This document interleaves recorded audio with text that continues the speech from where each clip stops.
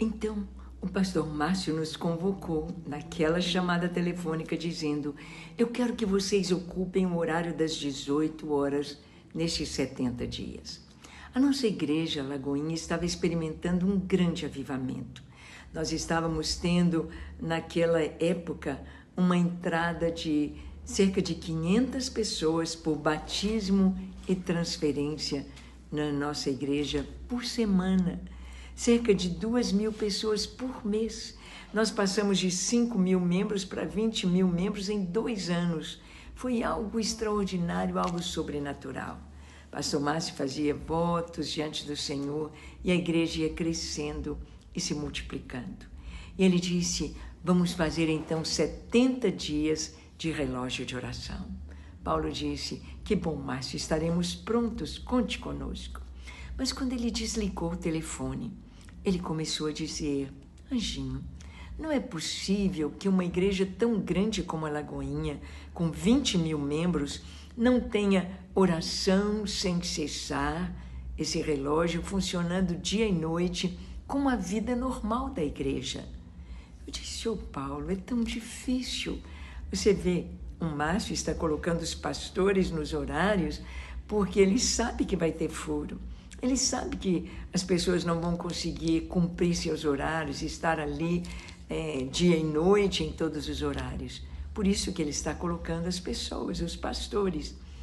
E então ele começou a falar com tanta autoridade, com tanta fluência, como uma cachoeira, que eu percebi, não era ele, era o Espírito Santo falando.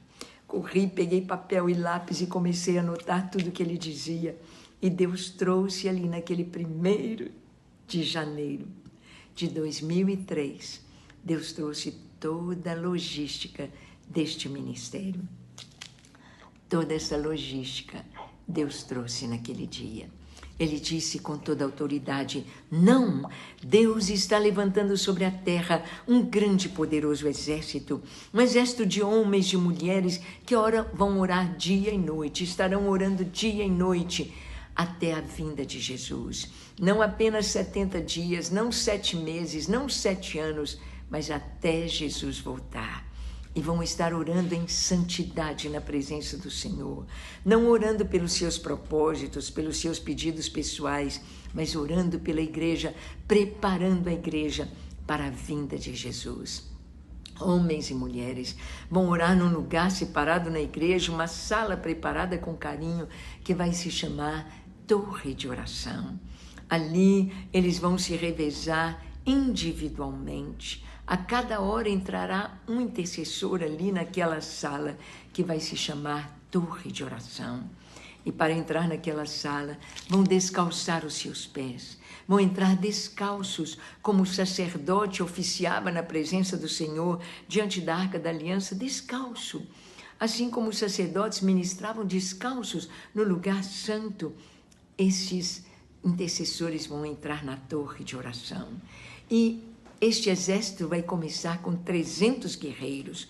Vai começar em Lagoinha, mas não é apenas para Lagoinha, mas será para todo o povo de Deus em toda a face da terra. Vai encher o Brasil norte, sul, leste, oeste. Vai estar em todos os países, em todas as nações do mundo. E vai abranger todas as denominações. Eu ia escrevendo e pensando: esse negócio é muito louco, isso é impossível, humanamente pensando. Mas era Deus falando. E então eu escrevia, e ele disse: por começar com 300, eles vão se chamar Gideões, Gideões da oração. E assim como Gideão, os seus 300, ele dividiu em 3 companhias de 100 e os dispôs sobre o vale de Jezreel. Este ministério, este exército, terá 3 companhias. Uma de intercessores, de homens e mulheres que vão orar dia e noite sem cessar até Jesus voltar.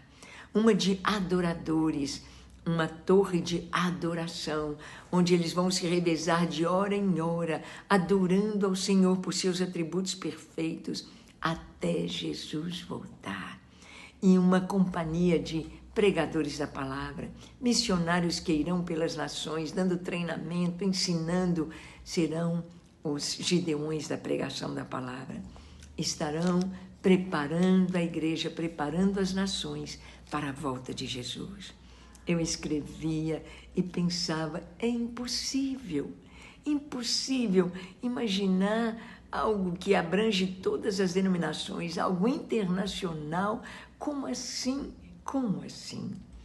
E então, no dia seguinte, compartilhamos com meu irmão, pastor Márcio, o que Deus trouxe. E ele ficou tão entusiasmado, tão maravilhado e disse, eu serei o primeiro Gideão. Pode orar por mim. Pode me ungir como Gideão, porque o Paulo disse que cada Gideão receberia uma capacitação num curso, aprendendo sobre a oração, aprendendo sobre adoração, aprendendo sobre missões, e receberia uma unção com óleo para estarem cumprindo o seu chamado. Então, ele disse, eu serei o primeiro Gideão. E no domingo seguinte, quando o pastor Márcio nos chamou no momento das ofertas para falar sobre a torre que iria começar, nós dissemos, se você, irmão, quer dar para Deus 1 hora, uma vez por semana, para ser um Gideão da oração, para estar na torre de oração, orando até que Jesus venha, coloque seu nome e telefone no momento das ofertas. Escreva. Nós vamos contactar com você. Os diáconos, depois do culto, nos trouxeram os papéis com nome e telefone. E quantas pessoas colocaram seus nomes? 300. 300.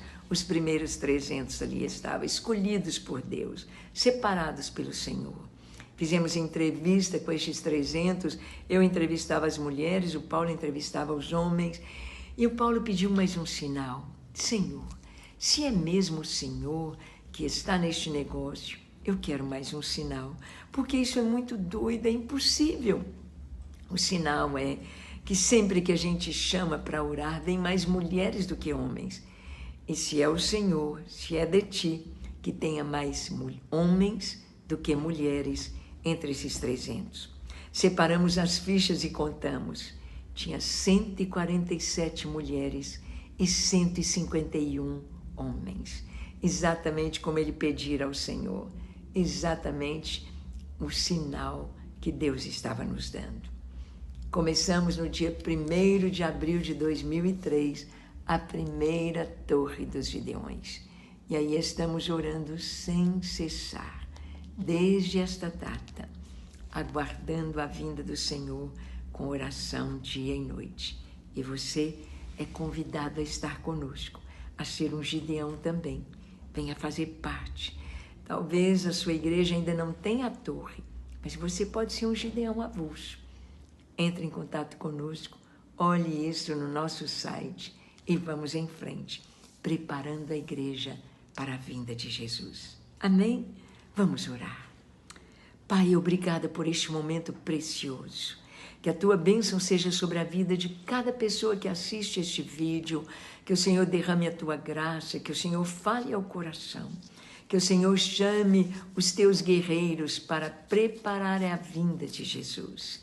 Levanta os teus intercessores, adoradores, missionários, mantenedores de missões. Levanta, Senhor, para que estejamos prontos em santidade na tua presença, preparando a vinda do Senhor. A ti seja toda a glória, toda a honra e todo o louvor. Abençoa cada lar aqui representado, para a glória do teu nome, em nome de Jesus. Amém. Amém. E nós vemos que a palavra de Deus nos diz aqui dentro da nossa história, no Salmo 37, versículo 5, era um versículo que o Paulo gostava muito de citar. Entrega o teu caminho ao Senhor, confia nele e o mais ele fará. Nós entregamos ao Senhor o caminho, nossa vida, tudo, e o que ele fez é tão grande que ficamos maravilhados. Entrega ao Senhor seu tempo, sua vida, seu coração, e você vai ver o que ele vai fazer de maneira gloriosa. Deus te abençoe e até amanhã na nossa live às 18 horas. Shalom.